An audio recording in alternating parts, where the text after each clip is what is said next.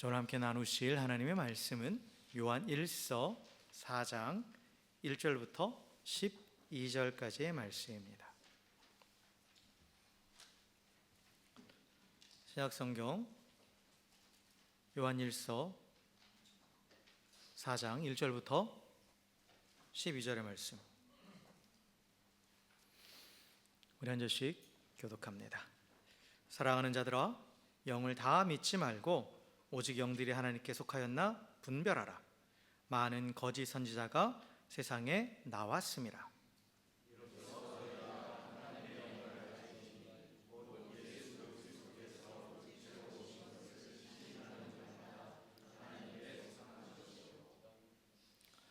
예수를 시인하지 아니하는 영마다 하나님께 속한 것이 아니니 이것이 곧 적 그리스도의 영이니라. 오리라 한 말을 너희가 들었거니와 지금 벌써 세상에 있느니라.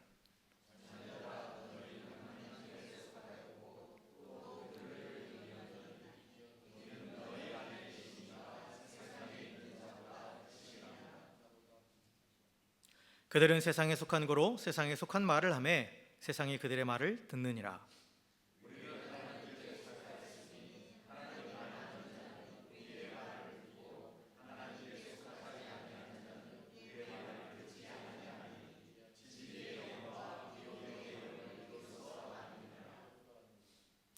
사랑하는 자들아, 우리가 서로 사랑하자. 사랑은 하나님께 속한 것이니 사랑하는 자마다 하나님으로부터 나서 하나님을 알고,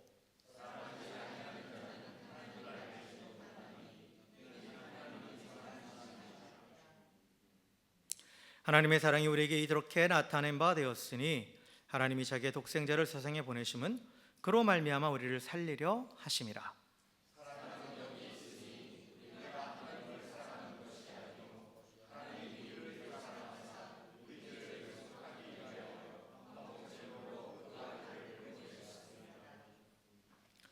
사랑하는 자들아, 하나님이 이같이 우리를 사랑하셨은즉 우리도 서로 사랑하는 것이 마땅하도다.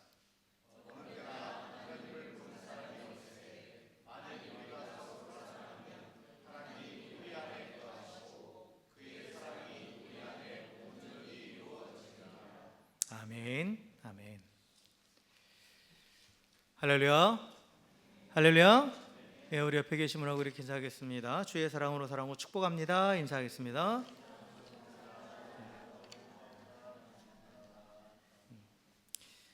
설교하기 전에 자리 정리 좀 할게요. 더우신 분은 이쪽으로 앉으시고 추우신 분은 이쪽으로 앉으세요. 항상 어떤 분은 덥다고 하시고 어떤 분은 춥다고 하신단 말이에요.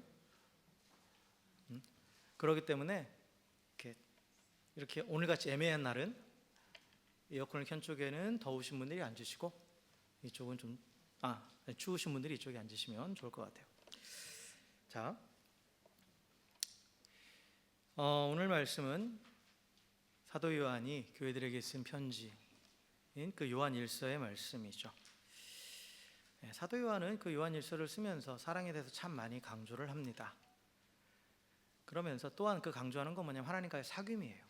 사귐. 그래서 요한일서 1장에 보면 하나님이 빛이시니까 우리도 그 빛 가운데서 하나님과 사귀어야 된다. 하나님과 사귐을 누려야 된다. 그리고 또한 같은 빛 안에서 성도들끼리 교제해야 된다라고 말해요. 그리고 또 하나님을 사랑한다면 2장에서는 또 세상을 멀리하고 하나님의 계명을, 그분의 말씀에 순종해야 된다. 그리고 그 순종은 3장에서 말로만 하는 것이 아니라 행함과 진실함으로 서로 사랑하는 것이다 라고 이렇게 쭉 이야기를 합니다.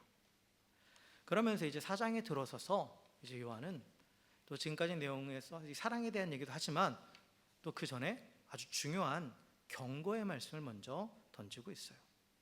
그래서 우리가 읽은 이 요한일서 4장 1절부터 12절까지는 정확하게 두 부분으로 나눠져요. 1절부터 6절까지는 분별하라, 영을 다 분별하라 라는 말씀이고 7절부터 12절까지는 서로 사랑하라 라는 그러한 말씀입니다. 그래서 왜 분별해야 되느냐라고 했을 때 세상에는 우리를 미혹하는 거짓 영들이 가득하다 이거예요. 이거는 비단 이 요한의 시대뿐만 아니에요.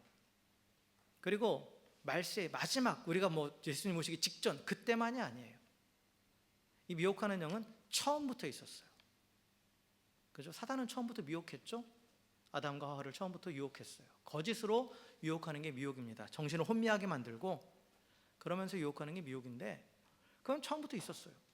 그리고 역사를 계속 진행되는 모든 역사 안에 그러한 미혹하는 영은 있었습니다. 그래서 말세의 징조라는 게 거짓 선지자들이 일어나고 미혹하는 그런 영들이 일어나는 것이 꼭 어느 한 특정한 시기만 있는 게 아니에요. 모든 시기에 다 있습니다. 그런데 그렇기 때문에 우리는 이걸 분별해내야 돼요. 분별해내야 됩니다. 그래서 물론 성경은 사랑을 외치죠. 그러나 진리로 분별하지 않으면 진리가 없는 사랑은 가짜라는 거예요. 또 하나, 진리를 안다고 자부하면서 또 사랑에 빠졌다. 그러면 사실 그 진리가 바로 하나님이고 사랑인데, 정말 그렇다면 진리를 안다면 사랑을 행하지 않는다면 그것은 결국은 하나님을 모르는 것이 되는 거죠. 그래서 진리를 분별하는 것과 또한 서로 사랑하는 것은 어떻게 보면 한 쌍이에요. 서로 연결되어 있는 거죠. 그래서 오늘 이 본문에서도 사도 요한은 진리를 분별하라고 강하게 경고하고, 그리고 나서 그 뒤에 또한 그 진리를 따라 서로 사랑하라고 그렇게 외치고 있는 겁니다.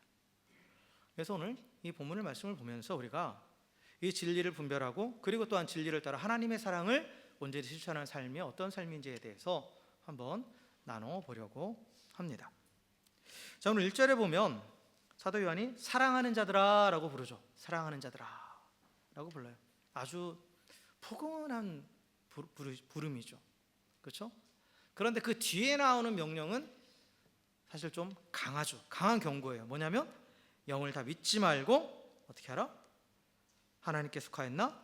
분별하라 라고 강력하게 말합니다. 그래서 사실 여러분, 사랑을 무조건적인 수용이라고 생각하시면 안 돼요. 사랑은 무분별하고 무비판적으로 수용하는 것이 아니라 분별하는 거예요. 정확하게 분별할 수 있어야 돼요. 그래서 강단에서 선포되는 말씀, 은혜의 말씀이라고 선포된다고 하는 그 말씀들을 무비판적으로 받아들이시면 안 돼요. 그것이 그런가 하여 하면서 분별할 수 있어야 됩니다. 그러니까 사도 요한이 이 서신을 쓸 당시에 이 초대교회는 스스로 성령의 감동을 받았다고 주장하는 이 순회 설교자들도 있었고, 또 하나님의 예언을 받았다라고 하는 그 예언자들이 우후죽순격으로 난립하고 있었어요. 사실 지금은 우리는 누가 12명의 예수님이 택하신 제자고 또 그 성령 받은 자들이고 또 집사를 세워준, 우리는 뭐 다 알죠. 그러나 그 사도 요한이 지금 이 편지를 쓸 당시에는 사실 그런 소식들이 잘 전해지지도 않고 오늘처럼 뭐 미디어가 발달한 것도 아니고, 그렇기 때문에 가짜가 많았다라는 거예요. 쉽게 말하면 가짜가 많았다라는 겁니다.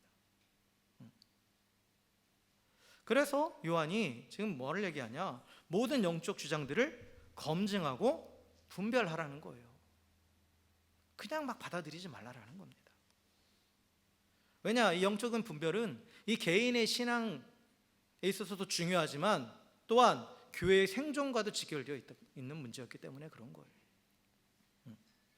그래서 강력하게 분별하라라고 지금 명령하고 있는 거죠. 여기서 분별하라라고 번역된 헬라어는 이제 도키마제텐데요. 이거는 왜 금속을 이렇게 불순물을 제거하고 하는 그 일련의 과정을 우리가 재련한다는 표현을 쓰잖아요. 그 재련하는 과정을 나타내는 거예요. 그래서 이게 또한 뭐냐면 이게 순도 100%의 진짜 금인지 아니면 뭐가 섞여 있는 불순물이 섞여 있는 건지 이런 것들을 또 가려내는 거예요. 거기서 유래한 단어입니다. 그래서 여기서 분별하다라는 말은 어떤 주관적인 느낌이나 경험이 아니라 객관적이고 명확한 기준에 근거한 비판적 검증을 하라라는 그런 의미입니다. 여러분, 비판과 비난은 달라요. 비판은 객관적인 팩트를 가지고 그 기준에 맞는지 체크하는 게 비판이고, 비난은 내 주관적인 생각과 또는 어떤 내 감정을 가지고 그것을 평가하는 거예요. 그러니까 비판과 비난은 달라요. 성경은 비난하지 말라고 그랬지 비판하지 말라라는, 성경에서 비판하지 말라라는 표현은 비난하지 말라라는 표현이에요.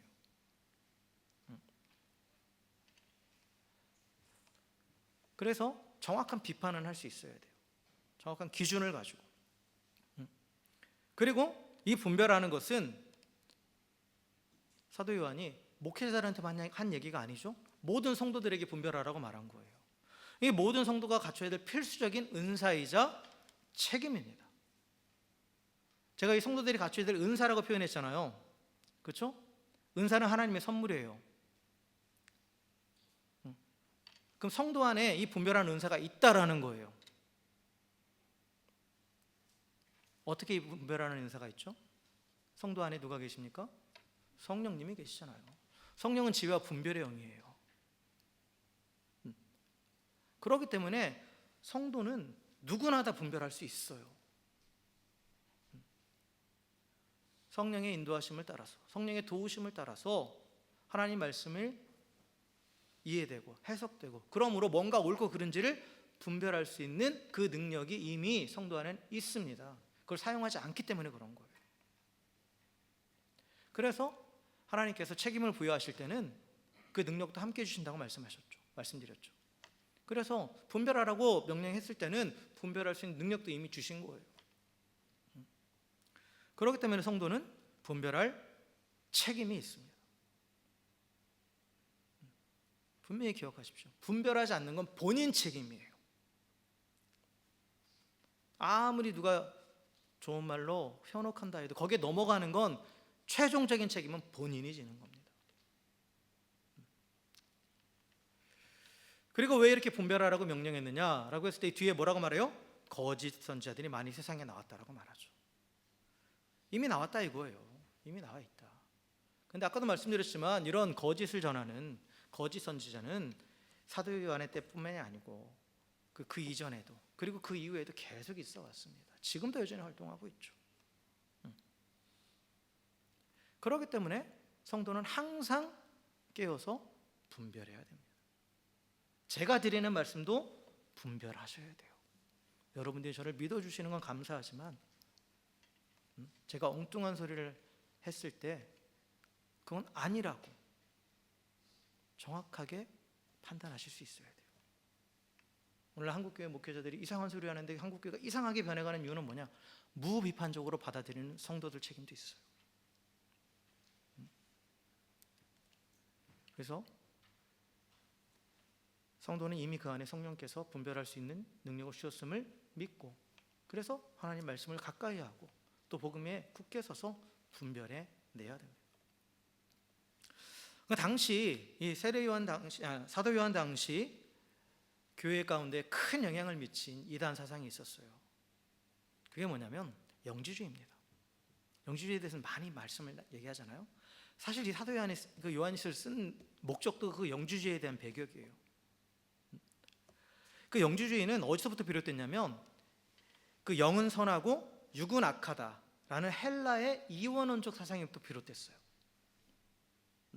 그러니까 당시는 헬레니즘 문화, 즉 그리스 그 철학, 그런 사상이 지배하는 시대였잖아요. 법적으로는 로마의 법이 지배하는 시대고, 정치적으로는, 문화적으로는 이 헬레니즘 문화가 지배하던 세상이었습니다. 그러니까 이 영은 선하고 육은 악하다라는 헬라의 이원론적인 사상이 지배하고 있었어요. 거기에 영향을 받은 게 영지주의입니다. 그래서 그들은 육은 악한 거예요. 그렇기 때문에 이들이 주장한 건 뭐냐? 어떻게 거룩하신 하나님이, 그 거룩하신 하나님의 아들이 부정한 육체를 입고 이 땅에 올 수 있느냐? 그럴 수 없다라는 거예요. 그래서 이들이 주장한 게 뭐냐면 가현설이라고, 예수님이 이 땅에 육신으로 오셨던 그것은 실제 완전한 인간으로 오신 게 아니라 그냥 인간의 몸을 빌은 거고, 빌려온 거고, 그리고 그렇게 보인 것뿐이다, 허상이다, 실루엣이다 라고 그렇게 주장했다라는 겁니다. 그래서 이는 예수님이 완전한 인간으로 이 땅에 오셨다라는 이 성육신의 교리를 정면으로 부인하는 거예요. 부정하는 겁니다.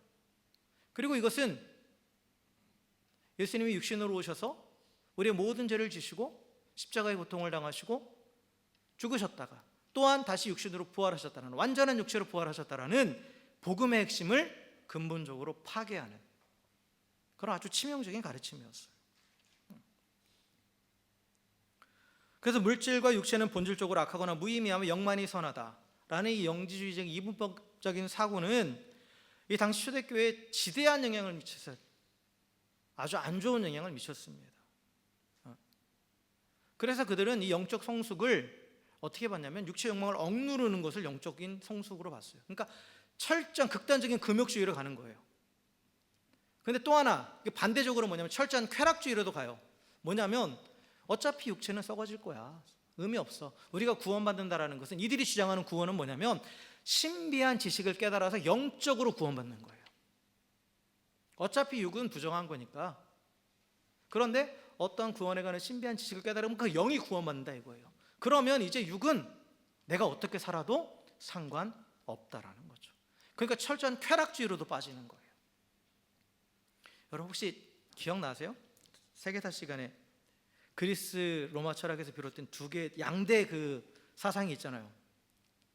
스토아 학파하고 에피쿠로스 학파. 모르시나 보다. 저희 교과 과정에는 있었는데, 스토아 학파는 금욕주의를 주장했고 에피쿠로스 학파는 뭘 주장했어요? 쾌락주의를 주장했잖아요. 그 사도행전에도 그 에피쿠로스를 뭐라고 표현하는데 하여튼 그런 장면에 나와요. 그들하고 대화하는 장면에 나와요. 어쨌든 간에 이러한 사상이 그대로 이 교회 안에 들어온 거예요. 그래서 뭐 결혼도 또 뭐 사람들과 관계 맺는 것도 다 부정하고 오직 혼자서만 있는 그런 금욕주의로 빠지는 사람들도 있었고, 아니면 율법도 뭐 이제 율법은 끝났어. 율법은 끝났어. 오히려 율법에 매이는 것이 그건 잘못된 거야 라고 하면서 율법을 어기는 것이 오히려 영적인 자유를 증명한다라고, 그러면서 철저하게 쾌락주의에 빠진 사람도 있었습니다. 예수님은 율법을 폐하러 오신 게 아니라고 분명히 말씀하셨죠. 그렇죠? 우리가 율법의 제사제도는 예수님으로 완성됐기 때문에 우리가 더 이상 지킬 필요가 없어요. 하지만 예수님 뭐라고 말씀하셨어요? 우리는 율법의 규정한 것보다 더 나아가서 사람과 사람 사이에 하나님께서 규정하신 이 도덕법은 더 지켜야 된다라고 분명히 말씀하셨어요. 그런데 이 영지주의자들은 그게 아니다라고, 그냥 어차피 영적으로 구원받았으니까 이 땅에서 어떠한 모습으로 살아도 상관없다였어요. 그러니까 사람들 귀에는 솔깃하죠. 사실 여러분, 우리가 이단에 빠지는 이유가 뭔지 아세요? 밖에서 보면, 객관적으로 보면 저거에 속아? 라고 하지만 거기를 접하면요, 인간의 숨겨져 있는 욕망을 자극해요. 쉽게 말하면 신앙을 쉽게 만들고 싶은 거예요. 신앙생활을 내가 하고 싶은 대로 다 해도 구원받았다 이거예요. 그냥 내가 원하는 대로 살아도 된다 이거죠. 누가 넘어가지 않겠어요. 특히나 당시 그 헬레니즘 문화의 지배를 받고 있던 사람들은 이런 이원론적인 사상이 너무나 익숙하니까, 그러니까 그에 기반해서 전하는 가짜 복음을 열광한 거죠. 그리고 또 이 영지주의는 또 어떤 게 있었냐면, 이런 구원에 관한 지식은 특별한 사람만 얻는다예요. 오늘날 이단도 그렇잖아요. 14만 4천 명만 구원받는다. 특별한. 그러니까 우월의식과 선민의식을 자극하는 거예요. 그러니까 누구나 그런 욕망이 있잖아. 나만 특별하고 싶어. 그런 것들을 교묘하게 자극하는 거예요. 그래서 이 교회 안에 이제 큰 문제가 생기는 거죠. 윤리적이고 도덕적인 문제들이 막 발생하는 거예요. 그리고 또 영지주의는 개인의 지식과 깨달음에 집중하게 만들었기 때문에, 또한 기독교 핵심 가치가 뭐냐면 교제를 통한, 이 사도 요한의 앞에서부터 1장에서부터 계속 강조한 교제를 통한 공동체적인 사랑과 이웃 헌신도 약해지는 거예요.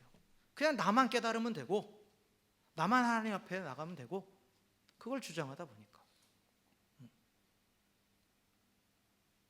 그래서 이 교회 안에 큰 문제를 발생시켰어요. 그래서 요한이 이런 거짓 가르침에 대항하여 교회가 바른 진리를 붙들도록 영을 분별하는 절대적인 기준을 제시했습니다. 그게 뭐냐? 바로 예수님의 성육신이에요. 성육신. 그래서 오늘 본문 2절에 3절에 보면 요한이 이렇게 말하죠. 예수 그리스도께서 육체로 오신 것을 시인하는 영마다 하나님께 속한 것이요 예수를 시인하지 아니하는 영마다 하나님께 속한 것이 아니니 이것이 곧 적 그리스도의 영이니라 라고 선언하고 있어요. 그래서 예수님께서 진짜 인간으로, 완전한 인간으로 이 땅에 오셨다라는 이 성육신의 교리가, 인카네이션, 이 성육신 교리가 기독교 신앙의 핵심이다 이거예요. 그걸 부정하는 건 헬라의 이원론적인 사상의 영향을 받은 변질된 거라 이거죠. 왜 이 성육신 교리가 기독교 신앙의 핵심이냐? 만약 예수님께서 실제 사람의 몸을 입고 오신 것이 아니라면 예수님이 십자가에서 고난당하신 것도 페이크예요. 속임수잖아요. 죽으신 것도 속임수예요. 부활도 거짓이 되는 거죠. 그러니까 아무런 의미가 없는 거예요. 그 모든 것들이 아무 의미가 없어요. 그러나 성경은 분명히 이렇게 말씀하고 있습니다. 히브리서 2장 14절부터 15절에서 이렇게 말씀하고 있어요. 예수님이 사람의 몸으로 오신 것은 죽음을 통해서 죽음의 세력을 멸하시기 위함이다라고 선언하고 있어요. 그러니까 육체적인 죽음이 없이는 죄의 권세, 이 죽음의 권세를 깨뜨릴 수 없어요. 그래서 참된 육체가 없다라면 참된 대속의 죽음도 없는 거죠. 그럼 복음의 핵심인 십자가의 죽음과 부활을 통한 그리스도의 구속이 아무 의미가 없어져 버린다라는 거예요. 그래서 예수님이 육신으로 이 땅에 오셨다라는, 완전한 인간으로 이 땅에 오셨다는 이 성육신을 거부하는 것은 예수님의 값없는 구속의 은혜를 인정하지 않는 것이고, 이것은 그리스도의 사역 자체를 부정하고 그리스도를 대적하는 것입니다. 그렇기 때문에 요한이 이 성육신을 부인하는 것을 뭐라고 하느냐? 적 그리스도의 영이다 라고 표현하고 있는 거예요. 적 그리스도라는 게 그리스도를 대적한다라는 의미예요. 여러분, 적 그리스도 하니까 666 이렇게 마크 붙여놓고 뭔가 막 머리에 뿔난 사람 같고 이렇게 생각하잖아요. 그게 아니에요. 그리스도를 대적하는 그 모든 것이 적 그리스도예요. 그래서 복음을 부정하는 것, 복음에서 우리에게, 복음을 통해서 우리에게 주시는 놀라운 하나님의 구속의 사역들, 이것들을 부정하는 게 바로 적 그리스도의 영이다, 그렇게 말하고 있는 거죠. 오늘날의 이 적 그리스도의 영은 뭐냐 라고 해서 오늘날도 교묘하게 교회 안에 들어와서 사람들을 현혹하는 그런 적 그리스도의 영이 있습니다. 여러 가지가 있어요. 그 중에 대표적인 것들이 뭐냐면 자유주의 신학이라는 게 있어요. 자유주의 신학은 뭐냐면 예수님의 신성을 부인합니다. 그리고 성경에 나타나는 모든 기적들을 다 부인해요. 그건 다 그냥 비유적인 표현이다 라고 말해요. 예수님의 신성과 또 하나님의 초월적인 능력, 이 모든 것들을 부정합니다. 그리고 또한 종교다원주의, 이건 뭡니까? 오직 예수님만이 길이요 진리요 생명이라는 예수님의 유일성을 부정하는 거예요. 그래서 그런 표현하잖아요. 산은 하나인데 산에 올라가는 길은 여러 개 아니냐, 뭐로 가도 서울만 가면 된다, 모든 종교에 구원이 있다, 이렇게 주장하는 게 종교다원주의입니다. 분명히 말씀드리지만 타 종교를 비하하진 않아요. 존중합니다. 그러나 우리가 정말 진리를 믿는다면 진리는 하나예요. 진리는 배타적일 수밖에 없어요. 그리고 성경은 배타적 진리를 선언합니다. 그래서 오직 예수 그리스도만이 유일한 구원의 길이에요. 그리고 또 우리가 너무나 쉽게 젖어드는 게 뭐냐면 번영신학이라는 게 있어요. 그건 뭐냐면 고난 없이 그냥 무조건 잘 된다, 예수 믿으면 무조건 잘 된다, 헌금 열심히 하면 하나님이 배로 갚아주신다. 이건 번영신학이에요. 하나님은 그렇게 약속하신 적 없어요. 십자가의 피 흘림 없이, 고난 없이 영광은 없습니다. 그래서 예수님께서 우리에게 최후의 영광을 약속하실 때 그 앞에 뭘 말씀하셨냐? 고난을 말씀하셨어요. 이 땅에서 우리가 환난을 당한다고, 이 땅에서 어려움이 있다고. 물론 저도 여러분에게 예수 믿으면 이 땅에서 무조건 잘 됩니다라고 선언하고 싶어요. 그럼 좋아하시겠죠? 근데 그건 거짓이에요. 그럴 수 없어요.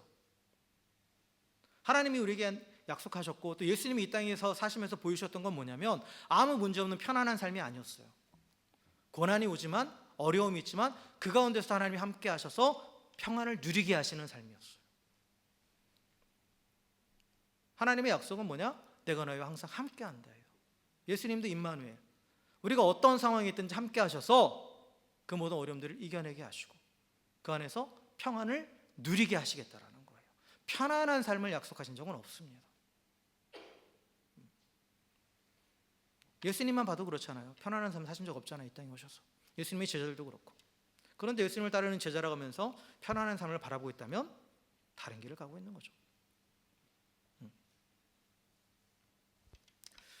그리고 또 한때 유행했던 이 긍정의 힘, 여러분 그거 가짜예요. 가짜 복음이에요. 그건 복음 아니에요. 자기 개발론자 그렇게 얘기할 수는 있어요. 그냥 긍정적인 마인드 가지면 잘 된다라고 표현할 수 있어요. 하지만 복음, 성경이 긍정적인 마인드가 모든 것들을 극복한다고 말하지 않아요. 하나님이 우리를 이기게 하시는 거지. 내가 긍정적인 마인드를 가져서 상황이 바뀌는 게 아니에요.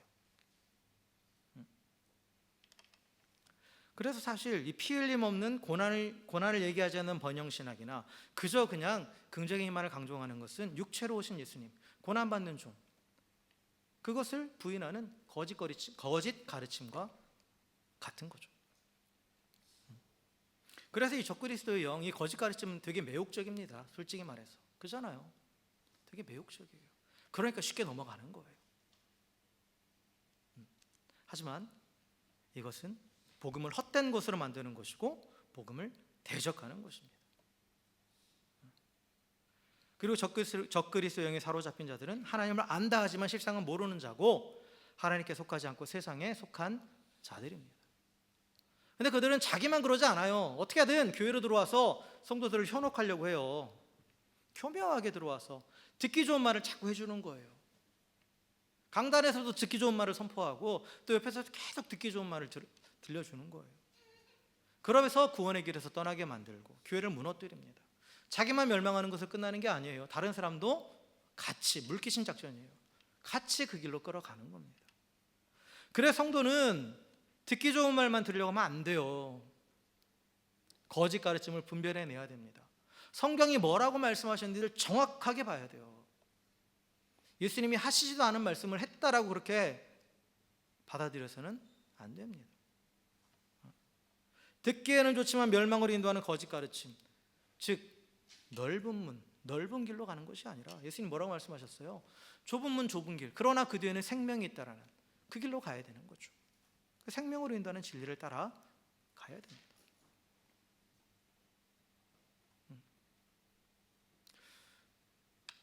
여러분 거짓 이 가르침들, 이단의 가르침들, 적그리스도 영의 가르침은 결국은 이 땅에서의 잘됨이에요. 근데 이 땅에서 잘되면 별빛과 같아요. 별처럼 빛나는 거죠. 그럴 수 있어요. 그러나 하나님에게 약속하신 건 뭐예요? 영원한 햇빛입니다. 해가 비치면 별빛은 보이지도 않아요. 하나님이 약속하신 것을 바라보고 영원한 세상을 바라보면 거기에 약속되어 있는, 예비되어 있는 것들은 이 땅에서 잠깐의 반짝이는 별빛과 같은 것은 비교되지 않는 거예요. 아예 비교 대상이 아니에요. 그래서 우리는 진리의 말씀을 붙잡고 저 너머에 있는 것들을 바라보면서, 물론 그 미래적인 것만 말씀하신 거 아니라 그것을 현실로도 누리게 하세요. 그러나 정확한 진리에 대한 지식을 가지고 그 말씀을 완전히 붙잡고 소망으로 삼을 때 그게 나의 현실이 되는 거지, 거짓에 속아서 살아갈 때는 그저 현실에 매몰되어서 그 영원한 약속으로 나아갈 수 없습니다. 그 성도는 철저하게 이 거짓 가르침과 단호하게 단절해야 돼요. 단절해야 됩니다. 그래서 그 요한 2서에 보면, 사도 요한이 또 요한 2서에도 이 내용이 나오거든요. 진리와 사랑에 대해서. 그러면서 그들을 어떻게 하냐, 거짓 가르침을 전하는 자들을 어떻게 하냐면 집으로 들이지도 말고 인사도 하지 말라고 명령합니다. 말도 섞지 말라라는 거예요. 너무 매몰차다고 생각할 수 있죠. 그러나 이 거짓 가르침은 한 사람뿐만 아니라 교회 공동체를 파멸에 이르는 만큼 위협적이기 때문에 처음부터 경계해야 된다는 거예요. 그냥 별 생각 없이 한 발 딱 내딛는 순간 어떻게 되냐, 늪에 빠지는 것처럼 나도 정신 차려보면 헤어나올 수 없는 그런 상황까지 처하게 된다라는 거죠.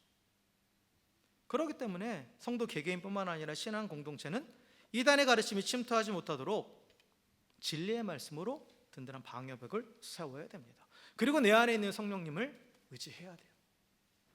누가 말하면서 이게 좋다더라, 이게 좋다더라. 또 요즘에 유 선생 있죠? 유 선생, 유느님 유튜브에서 이렇게 말한다더라. 거기에 현혹되지 마시고 여러분이 성경을 보시고 기도하면서 성령께서 깨닫게 하시는 것들을 바라보며 붙잡고 가셔야지. 다른 사람의 성경 해석, 내가 듣기 좋은 것만 골라서 하는 것은 영적인 직무유기예요. 분명히 말씀드리지만 우리 안에 성령께서 하나님 말씀을 배우고 깨달을 수 있도록 우리 안에 들어와 계신데 그걸 사용하지 않는 거잖아요. 그래서 진리의 말씀과 복음에 견고히 서서 우리는 거짓 가르침을 분별해내고 이단을 단호하게 거절해야 됩니다. 그럴 때 우리 안에 내주하시는 성령께서 지혜와 능력을 주셔서 반드시 이기게 하십니다. 그래서 이 거짓 적그리스도 영보다 적그리스도 영이 아무리 대적해와도 우리 안에 계시는 게 훨씬 크다 이거예요. 성령께서 훨씬 큰 거예요. 그래서 하나님의 영이 반드시 이기게 하시고, 그래서 그 참 진리 안에서 진정한 자유와 평안을 누리게 하십니다. 그게 바로 오늘 이 사도 요한이 얘기하고 있는 내용이에요. 그리고 나서 이제 요한이 7절에서 다시 시작합니다. 7절에서 사랑하는 자들아 라고 부르면서 이제 주제를 전환을 해요. 전환을 하는데 뭐로 전환하면 사랑하라 라는 사랑의 실천으로 주제를 전환하죠. 그런데 진리에 대한, 진리를 분별하라는 명령과 서로 사랑하라는 이 명령은 사실 서로 자연스럽게 연결되는 겁니다. 되게 부자연스러워 보이지만 사실 진리를 제대로 알면, 진리이신 하나님을 제대로 분별하면 결국 그분의 본성인 하나님을 닮아가는 자가 되는 거예요. 그리고 요한이 뒤에서 계속 강조하지만 하나님은 곧 사랑이시기 때문에, 그래서 진리를 분별하는 자는 결국 사랑을 행하게 되는 거예요. 그래서 요한이 사랑은 하나님께 속한 것이다 라고 선언하면서 하나님이 사랑의 근원이시다 라고 선포하고 있어요. 그리고 8절에서 우리 8절 한번 다 같이 읽어볼까요? 8절 다 같이 읽어보겠습니다. 시작. 사랑하지 아니하는 자는 하나님을 알지 못하나니 이는 하나님은 사랑이심이라 라고 선언하고 있죠. 여기서 안다라는 표현은 경험하다라는 거예요. 사랑하지 않는 사람은 하나님을 경험하지 않았다라는 거예요. 왜냐? 하나님은 사랑이니까. 그래서 하나님의 속성이, 하나님의 속성 중에 하나가 사랑이 아니라 하나님 그분 자체가 사랑이다 라는 거죠. 그래서 하나님은 사랑이시기 때문에, 그 자체로 사랑이시기 때문에 하나님으로부터 난 자, 하나님께 속한 자 누구예요? 성도죠. 성도죠? 하나님께 속한 자, 하나님으로부터 난 자는 그럼 자연스럽게 어떻게 되겠어요? 사랑의 열매를 맺는 거예요. 이건 당연한 귀결이죠. 사랑이신 하나님과 하나 되었는데, 연합되었는데, 그럼 당연히 사랑의 열매를 맺어야 되는 거죠. 그러면서 또한 이 사도 요한은 이 사랑이라는 것은 어떤 추상적인 개념과 말로만이 아닌 것임을 또 명확하게 밝힙니다. 그걸 하나님께서 보여주셨다 이거예요. 그게 뭐냐? 예수님께서 하나님께서 우리에게 사랑을 몸소 보여주신 그것이 뭡니까? 예수님의 성육신과 십자가입니다. 그렇죠? 예수님의 성육신과 십자가예요. 하나님께서 말로만 우리를 사랑하신다고 하신 게 아니에요. 우리를 사랑하시기 때문에 어떻게 하셨어요? 독생자를 이 땅에 보내주신 거예요. 죄로 인해 죽을 수밖에 없는 우리를 사랑하시기 때문에, 우리를 죄에서 건져내시기 위해서 그 독생자를 이 땅에 보내주셨다라는 거죠. 그리고 예수님도 또 우리를 사랑하셨기 때문에 우리와 같은 인간이 되셔서 이 땅에 오셨고, 그래서 우리가 성전이 같은 완전한 인간임에도 불구하고 우리 대신 모든 죄의 값을 지불하시기 위해서 모든 고난을 당하시고 십자가에 죽으셨죠.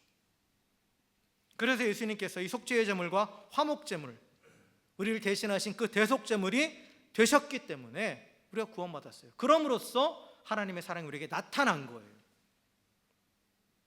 그 사랑은 나타납니다. 나타날 수밖에 없어요. 여러분이 누군가를 사랑하면 그냥 머릿속에서만 그게 남아있나요? 아니죠. 내 행동으로 나타나요. 그를 향한 절대적인 헌신으로 나타납니다. 자녀 사랑하시잖아요. 여러분들 자녀 사랑하시죠? 근데 말로만 하세요? 그냥 생각만 하고 계세요? 나 진짜 사랑하지? 아니죠. 뭐로 나타납니까? 자녀를 위한 절대적인 희생으로 실제적으로 드러나죠. 나타납니다. 연애할 때도 그랬죠. 지금은 아니겠지만 하늘의 별도 따다주고. 따다줬어요, 영민 씨가? 행동으로 나타나요. 행동으로.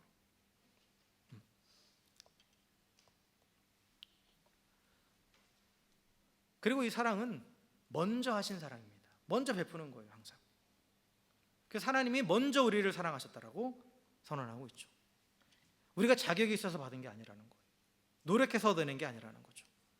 우리가 아직 죄인 되었을 때, 또 하나님과 원수 되었을 때 먼저 찾아오셔서 일방적으로 베풀어 주신 그런 은혜, 그것이 바로 하나님의 사랑입니다. 그 진리를 안다라는 것은 이 하나님의 사랑을 안다라는 거예요. 그 성육신의 동기도 바로 이 사랑이에요. 그렇기 때문에 예수님의 성육신을 믿는 자는 결국 하나님의 사랑을 믿는 거예요. 그걸 아는 거예요. 그리고 이 사랑을 입은 자는 이제 어떻게 반응해야 됩니까? 한번 읽어볼까요? 시작. 하나님이 이같이 우리를 사랑하셨은즉 우리도 서로 사랑하는 것이 마땅하도다라는 거예요. 하나님의 사랑을 경험한 자는 어떻게 한다? 서로 사랑한다. 그래서 여기 사랑을 강조할 때 그 부분을 얘기하잖아요. 계속해서 정말 하나님을 안다면, 즉 하나님을 사랑을 경험했다면 서로 사랑하는 것은 마땅하다 이거예요. 이 사랑하는 것이 의무나 짐이 아니라는 거예요. 여러분, 물이 높은 곳에서 아래로 오는 건 너무 자연스러운 현상이잖아요. 그와 같이 하나님의 사랑을 받은 자가 그 사랑을 다른 이에게 흘려보내는 것은 아주 당연하다 이거예요. 이건 고민하고 말고 할 것도 없다라는 거예요. 그리고 더 나아가서 요한은 이제 이 사랑을 성도가 실천할 때 그때 또한 뭐가 일어나느냐? 보이지 않는 하나님이 세상에 나타난다라는 거죠. 우리가 서로 사랑하면 하나님이 우리 안에 거하시고 라는 표현이 나와요. 즉 우리 안에 있다라는 것, 계신다라는 것이 드러난다라는 거예요. 왜요? 하나님은 사랑이시니까. 그리스도의 향기, 하나님의 향기를 나타낸다는 표현을 쓸 때 고린도서에서 그렇게 얘기하잖아요. 우리는 그리스도의 향기라고 했을 때 향기를 낸다라는 게 뭐예요? 그 향기 내는 그 실체가 눈에 보이지 않아도 향기가 나면 어떻게 인식하는 거예요? 그게 있구나. 그러니까 예를 들어서 꽃향기가 나요. 근데 꽃이 보이진 않아. 꽃향기가 나면 그럼 우리가 어떻게 생각할 수 있어요? 이게 꽃이 있구나 라고 알 수 있는 거죠. 이런 원리예요. 그래서 우리가 서로 사랑하면 하나님이 눈에 보이진 않지만 살아계신 하나님이 여기 계시구나 라고 그렇게 인식할 수 있게 된다라는 거죠. 그래서 여러분, 하나님의 영광을 나타낸다. 하나님의 영광이 하나님을 드러내는 거거든요. 하나님은 사랑이세요. 그럼 살아계신 하나님을 드러내는 방법은 뭐냐? 서로 사랑하는 거예요. 우리가 뭔가 거창한 일을 해서 하나님의 영광을 나타내는 게 아니라 내 이웃을, 내 가족을, 내 교회의 성도를, 또 내가 만나고 있는 모든 원수를 할지라도 그들을 사랑하고 섬김을 통해서 하나님이 세상에 드러나는 것이고, 그리고 이 하나님이 세상에 드러나는 것이 결국 하나님 우리를 지으신 목적이죠. 또한 하나님은 우리를 통해서 이 땅에 하나님의 사랑을 흘려보내기 원하시죠. 그래서 그 사랑이 완성된다라는 표현을 쓰는 거예요. 하나님의 목적에 맞게 우리가 서로 사랑할 때 하나님의 목적이 우리를 통해서 완성되는 겁니다. 자, 말씀을 정리하겠습니다. 오늘 세례 요한은 하나님 자녀로서 살아가는 데 있어서 우리가 반드시 붙잡아야 될 두 가지 기둥, 그것을 우리에게 선언하고 있어요. 그건 뭐냐? 진리를 분별하라, 또한 서로 사랑하라 라는 이 두 가지 기둥, 이것은 우리 신앙의 기둥이자 또한 교회의 기둥입니다. 그래서 이 진리를 분별하고 서로 사랑하는 것은 함께 가는 거예요. 왜냐?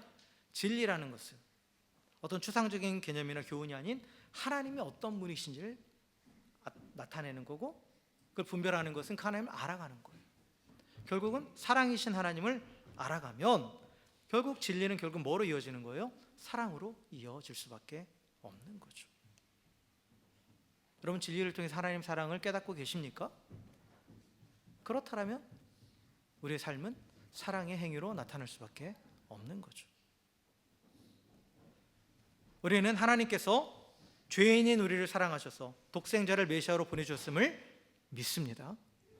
그리고 그 사랑 때문에 하나님의 아들이신 예수님께서 인간이 되셔서 이 땅에 오셨다는 것도 믿습니다. 그리고 예수님께서 우리와 똑같이 육신을 입으시고 이 땅에서 사셨으며 또한 십자가에서 모든 죄의 짐을 다 지시고 고통당하시고 죽으셨으며 또 죽으신 지 3일 만에 죽음의 권세를 완전히 깨뜨리시고 부활하셨음을 우리는 또한 믿습니다. 그리고 장차 우리도 예수님처럼 영광스러운 몸으로 부활하게 될 것을 믿습니다. 그러하기에 하나님의 아들이 완전한 인간이 되셔서 모든 구속의 사역을 완성하셨다라는 이 진리를 믿기에 우리는 하나님 자녀가 되었음을 확신하고 있죠. 그렇다면 이제 우리도 예수님처럼 살아가는 건 당연한 거죠. 그렇죠? 예수님이 보여주신 이 땅에서 삶을 따라가야 되는 거죠. 예수님이 육신으로 오셔서 우리를 구원하셨음을 믿는다라면 예수님이 육신으로 오셔서 이 땅에서 보여주신 그 삶을 따라 사는 것은 당연한 겁니다. 그것은 바로 하나님을 사랑하고 이웃을 사랑하는 거죠. 보이지 않는 하나님을 사랑하기 위해서 서로 사랑하라 하신 그 계명에 순종하는 겁니다. 그래서 예수님을 따른 우리는 예수님이 보여주신 것처럼 기꺼이 나의 전부를 희생하면서 섬기는 삶을 살아갑니다. 이를 통해서 사랑이신 하나님, 그 진리를 세상에 나타내는 겁니다. 사랑하는 성도 여러분, 진리를 분별하고 진리를 따라 행하는 우리 모두가 되길 주의 이름으로 간절히 축원합니다. 이를 위해서 더욱더 항상 말씀과 복음 위에 굳게 서서 진리를 분별해내고 또한 적그리스도의 영, 거짓 가르침을 단호하게 거부하시길 주의 이름으로 간절히 축원합니다. 그리고 그 진리 안에서 풍성한 하나님의 사랑을 누리고 그리고 또한 그 진리가 이끄는 대로 사랑을 따라 행하십시오. 그래서 이 땅 가운데 하나님의 사랑을 흘려보내고 또한 살아계신 하나님을, 사랑이신 하나님을 세상에 드러내는, 그러함으로 하나님의 사랑을 온전히 이루는 저 여러분 우리 모두가 되기를 다시 한번 주의 이름으로 간절히 축원합니다. 함께 기도하겠습니다.